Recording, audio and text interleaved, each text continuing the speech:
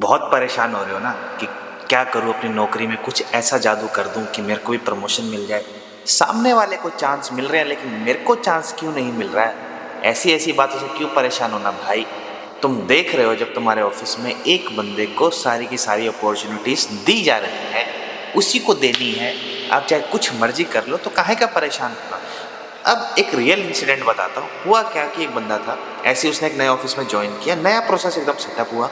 शुरू के 8 9 10 महीने उसने पूरी जी जान लगा के मेहनत की, जितने टफ से टफ काम हो सकते थे ऑफिस के, केसेस के, वर्क के, वो सब उसने किए। उसकी जितनी नॉलेज किसी को नहीं थी, उसके जितना जो प्रेशर हैंडलिंग था, कस्टमर हैंडलिंग थी, वो किसी को भी नहीं था। बट जब 9 से 10 महीने हुए, पिछले 3 4 साल के जो इश्यूज चले आ रहे थे कंपनी में ट्रांजिशन की वजह से, जहाँ से ट्रांजिशन लिया गया था, बेसिकली मैं बताता हूँ ट्रांजिशन होता क्या है। जब आप एक कंपनी या एक कंट्री से प्रोसेस दूसरी कंट्री में लेते हैं, दूसरे बंदे को ट्रेन करते हैं और नए तरीके से उस काम पे करते हैं। बेसिकली ये होता क्यों है, या तो कंपनी स्ट्रेटेजिकली कुछ डिसीजन लेती है या कुछ इश्यूज चल रहे हो जो वहाँ की टीम्स हैंडल नहीं कर पा रही। तो ऐसा ही हुआ था। तो 3 से 4 साल से वहाँ पे इश्यूज चले आ रहे थे, बट उस बंदे ने पूरी मेहनत लगन के साथ काम किया और सारे के सारे इश्यूज सॉल्व कर दिए। पिछले 4 5 साल से उसका एक्सपीरियंस भी इसी चीज़ में था। इश्यूज जितने भी आ रहे कस्टमर के, सॉल्व करना, पुराने जितने भी इश्यूज आ रहे हैं उनको सॉल्व करते चलता था। तो बहुत अच्छा उसका एक्सपीरियंस है इस चीज़ में।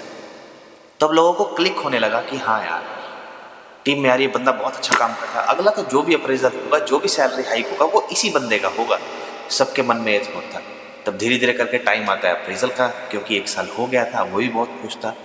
देन जब आपके मैनेजर लोग होते हैं, आपसे डिस्कस करते हैं अप्रेजल से पहले, आपके P4Gs होते हैं, सब कुछ होता है। P4G आप समझ गए होंगे कि जो ईयरली जो आपका डिस्कशन होता है कि क्या क्या आपने साल में, पूरे साल में अचीव किया।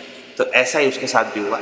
तो जब डिस्कशन हुआ, मैनेजर ने बोला wow you are doing absolutely well, ऐसा वैसा, मतलब बहुत अच्छी तारीफ की, आपने बहुत अच्छी चीज़ें करी। ऑल्दो जो इस बंदे का P4G या आप कहें कि गोल्ड डिस्कशन होते हैं, वो भी अपनी एक PPT बना के लेके जाता है कि मैंने पूरे साल में क्या किया। Basically it's a kind of marketing, जो बंदा अपने बारे में बताता है कि मैंने पूरे 1 साल के अंदर क्या क्या किया, और उसके बेस पे मैनेजर फीडबैक देता है, उसके बेस पे आपका अप्रेजल होता है। तो ऐसा उस बंदे ने भी किया, और जितनी चीज़ें उसने सीखी थी, जितनी चीज़ें उसने हैंडल की, सब की सब भर के दे दी। Very good. उसने किसी का भी कॉपी पेस्ट नहीं किया। होता क्या है कि टीम में लोग क्या करते हैं कि किसी एक बंदे ने बनाया यार अपना PPT, सब उसी को कॉपी पेस्ट कर लेते हैं, बस कुछ थोड़ा बहुत अपडेट कर देते हैं। उसने वो भी नहीं किया, बहुत मेहनत से बहुत अलग बनाया सबसे। उसके बाद में अप्रेजल का समय आता है, एक बोनस मिलता है। हर एक की बेसिक सैलरी का फिक्स 10% होता है, तो उसको approx, just hypothetical number, 1 lakh रुपये उसका साल का बोनस था। लेकिन उसको मिला कितना, 20,000 रुपये, मतलब समझ रहे हो 20%। लेकिन मैनेजर ने उसको बताया, पता कैसे, कि मैंने तुम्हें 120% दिया है। आई डोंट नो उसने कैसे कैलकुलेट किया, बट उसने बोला कि उसने तुम्हें 120% दिया भाई। तो बंदा भी सोचा हाँ यार मैनेजर सही कह रहा होगा, कहाँ वो उसका 1 लाख, 120% का मतलब समझ रहे हो, दिमाग में तो ये आएगा ना कि 1 लाख है तो 1,20,000 होगा। नहीं, वो कुछ कैलकुलेशन उन्होंने की थी, उसके बाद उन्होंने बोला नहीं भाई तुम्हारा इतना अप्रेजल हुआ। तो बंदा कह चलो ठीक है यार कोई बात नहीं, जितना भी आपने किया अच्छा ही किया होगा। उसके बाद डिस्कस होता है उसके अप्रेजल को लेके। मैनेजर बोलता है कि मैंने आपको 12% अप्रेजल दिया, पूरी टीम में सबसे ज़्यादा दिया है, आपके जितना अच्छा काम किसी ने भी नहीं किया है। तो सडनली कुछ दिन बीतते तो टीम में बातें पता चली जाती हैं। सडनली पता चलता है कि एक बंदा है जिसको भाई 17% अप्रेजल मिला हुआ है। ऑल्दो उसने कोई बहुत बड़ा काम नहीं किया। पता है एक अच्छा काम उसने क्या किया, कि सारे अपडेट मैनेजर को देता था, काम से रिलेटेड नहीं, टीम में क्या चल रहा है, किसकी किससे भसड़ चल रही है, कौन क्या सोच रहा है, कौन अपने फ़ोन में क्या सर्च कर रहा है, सब खबरें देता था। उसका हुआ 17% अप्रेजल। तो सबके सब लोग सोचने लगे यार ऐसा इस बंदे ने क्या किया।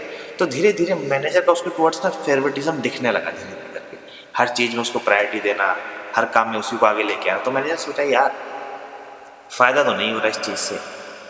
तो उसने क्या किया, धीरे धीरे उस बंदे को और भी ज़्यादा रिस्पॉन्सिबिलिटीज़ देना शुरू कर दी। क्योंकि होता क्या है, जब आप किसी को आगे बढ़ाने लगते हो ना फेवरेट्स में अपने, तो आपको दिखाना ही पड़ता है कि बंदा क्या क्या काम कैसे कैसे कर रहा है। तो उन्होंने भी ऐसे किया, उस बंदे को ऐसे ऐसे काम दिए कि ऑटोमेटिकली लगे कि हाँ यार ये बंदा काम कर रहा है। तो धीरे धीरे जो एम्प्लॉय था जिसने बहुत अच्छा काम किया था, अब उसे देखा कि उसको कोई अपॉर्चुनिटी मिली नहीं। धीरे धीरे उसका जो है मोरल जो है डाउन होने लग गया। तो आज की डेट में अभी 2 साल होने वाले हैं, अभी भी सेम वैसे ही चल रहा है, वो एम्प्लॉय अलग ही परेशान है। तो मैं तो कहूँगा भाई परेशान होने की ज़रूरत नहीं है, तुम छोड़ो दूसरी जगह जाओ देखो, क्योंकि ऐसी जगह रहोगे ना तुम्हारी ग्रोथ होगी ना किसी और की होगी। तो इससे अच्छा जाओ, निकलो, कहीं और ट्राई करो जहाँ तुम्हारी वैल्यू, और नहीं मिले तो वहाँ से भी चेंज करो, आगे बढ़ते रहो, कहीं ना कहीं जाके तुम्हारी चीज़ें जरूर क्लिक होंगी। तो इतना ही था इस वीडियो में, बताना आपको क्या समझ में आया इससे। तो मिलते हैं नेक्स्ट वीडियो में, टिल देन बाय बाय।